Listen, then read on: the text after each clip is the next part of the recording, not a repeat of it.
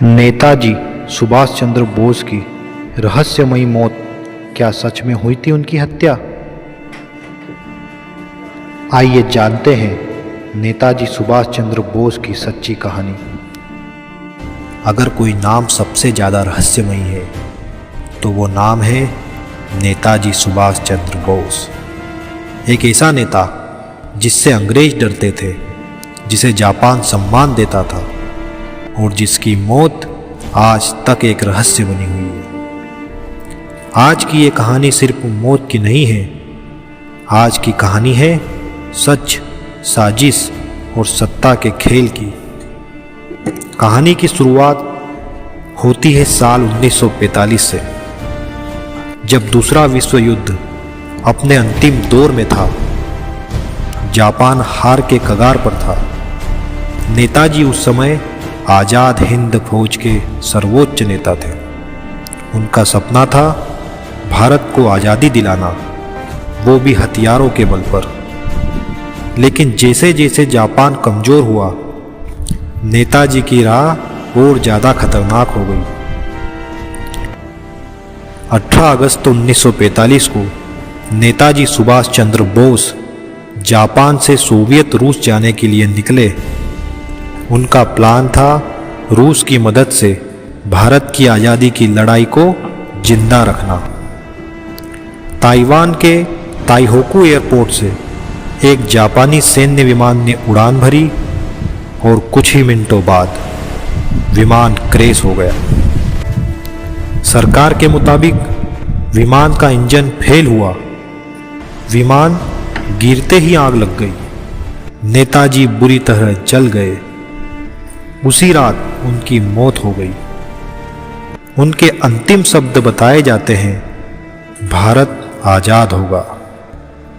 लेकिन यहीं से कहानी में पहला बड़ा सवाल पैदा होता है, सवाल जो आज तक पूछे जाते हैं। अगर नेताजी की मौत हुई थी तो उनका शव आज तक क्यों नहीं मिला? उनकी अस्थियां जापान के मंदिर में क्यों हैं, भारत में क्यों नहीं? और परिवार को कभी साफ सबूतों से क्यों नहीं दिया गया? और सबसे बड़ा सवाल, क्या वो वाकई उस विमान में थे?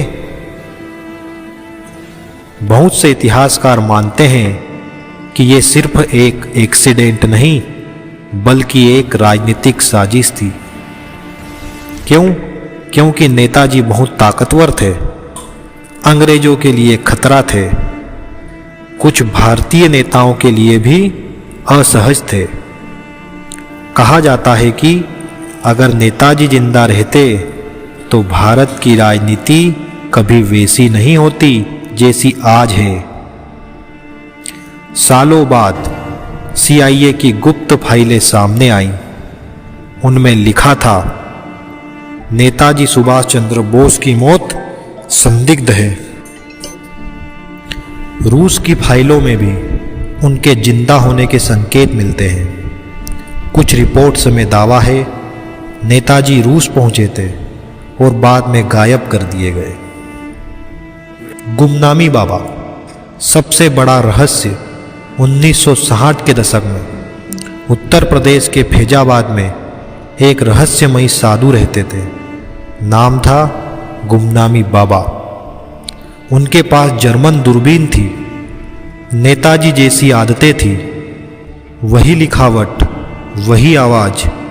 जब उनसे पूछा गया, क्या आप नेताजी हैं? उन्होंने जवाब नहीं दिया, बस मुस्कुरा दिए। भारत सरकार ने 3 जांच आयोग बनाए, शाहनवाज आयोग, खोसला आयोग और मुखर्जी आयोग।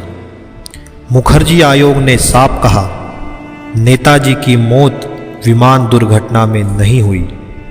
लेकिन ये रिपोर्ट सरकार ने दबा दी। आखिर क्यों? क्या नेताजी की हत्या हुई? कई लोगों का मानना है नेताजी को रास्ते से हटाया गया क्योंकि वो सत्ता के लिए खतरा थे, क्योंकि वो किसी से समझौता नहीं करते थे। अगर वो लौटते तो भारत का इतिहास बदल जाता। आज भी जिंदा है सवाल, नेताजी ने कहा था, तुम मुझे खून दो, मैं तुम्हें आज़ादी दूंगा। लेकिन सवाल ये है, क्या उन्हें आज़ादी के बाद सच भी मिला? आज भी उनकी मौत रहस्य है, उनकी फाइलें अधूरी है और उनका सच दबा हुआ है। नेताजी सुभाष चंद्र बोस सिर्फ एक इंसान नहीं थे, वो एक आंदोलन थे, एक आग थे और शायद आज भी कहीं जिंदा है, क्योंकि जो देश के लिए मरते हैं वो कभी मरते नहीं।